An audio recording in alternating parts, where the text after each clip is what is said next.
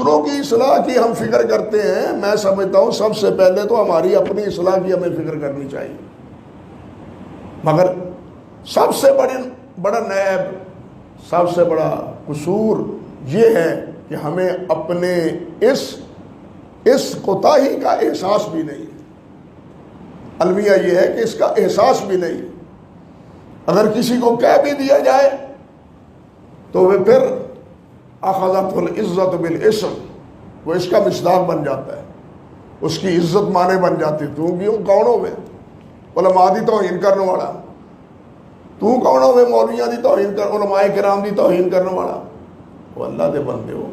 علماء کی توہین تو اس لیے ہو رہی ہے کہ علماء کی جو ذمہ داری ہے یہ اس کو پورا نہیں کر رہے ہیں۔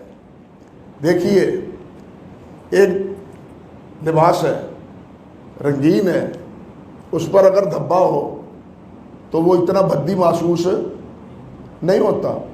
سفید ہو، اس پر چھوٹا سا بھی داغ ہو، وہ زیادہ بدنما ہوتا ہے، وہ زیادہ نمایاں ہوتا ہے۔